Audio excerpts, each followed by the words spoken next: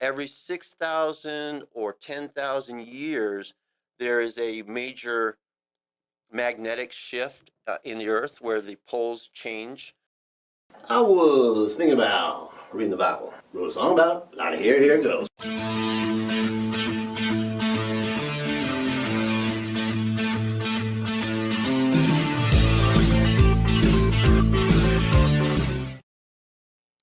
Do you like to know stuff but can't be bothered to read about it yourself? Problem solved. I will read the Bible. All you got to do is listen.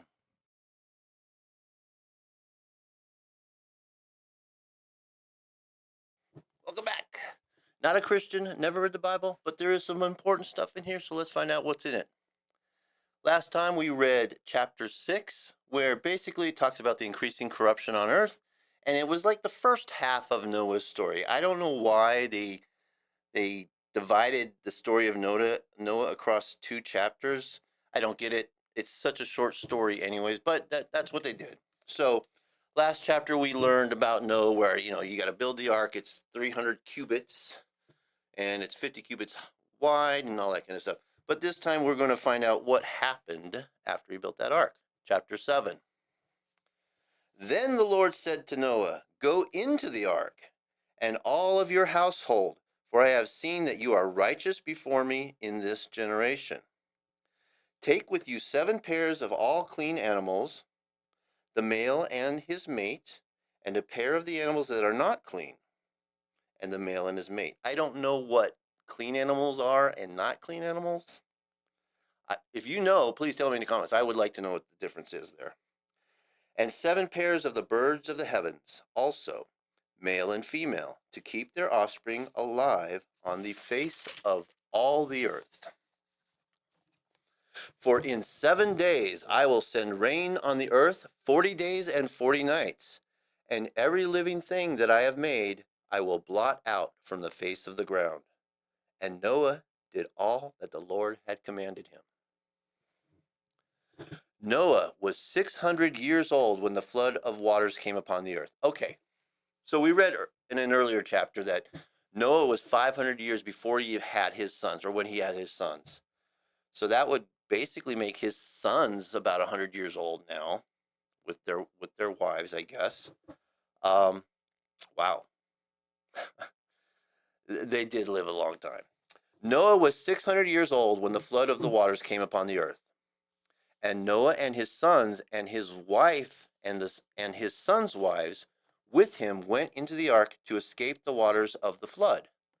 Of the clean animals and of the animals that are not clean, and of the birds, and of everything that creeps on the ground, 2 and 2, male and female, went into the ark with Noah, as God had commanded Noah.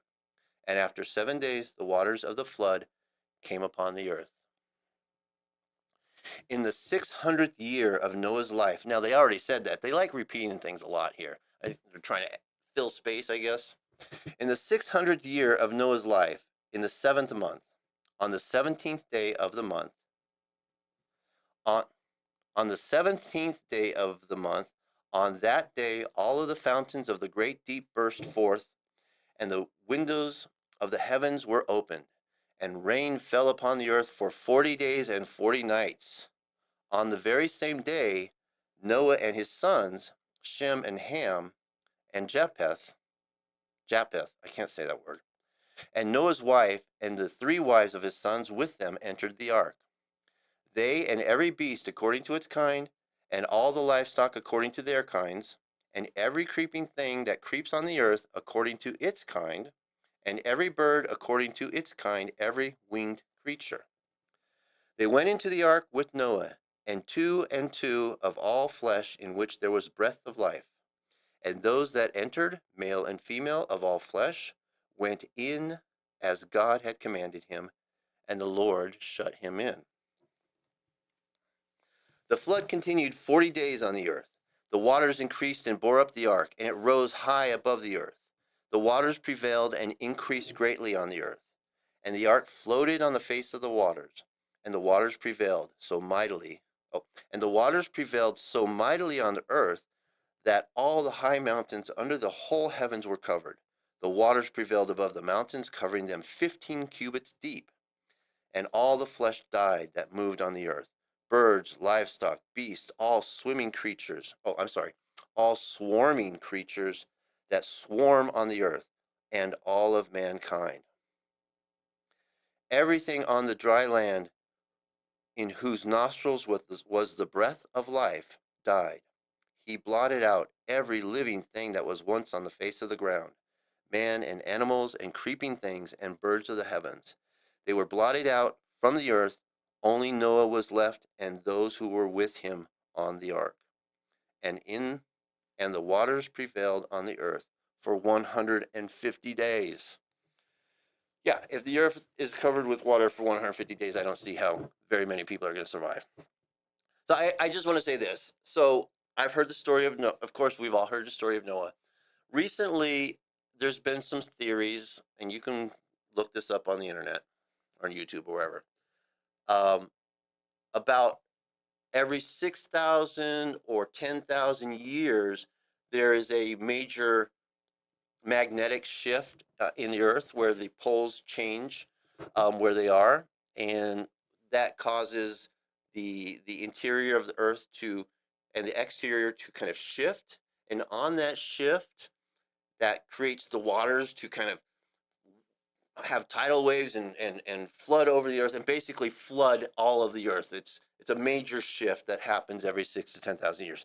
It's just a theory, it's not proof, but if that is true, there certainly was a flood, and probably there was floods many times that wiped out most of everything on the earth.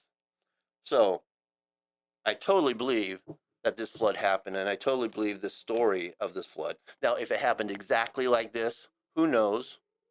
But it's not a bad recreation of it. Anyways, we will get to chapter 8 next time. Chapter 8, the flood subsides. See you next time. Bye. New chapters every Monday, Wednesday, and Friday. You know it's a must. Gotta have a friend in Jesus.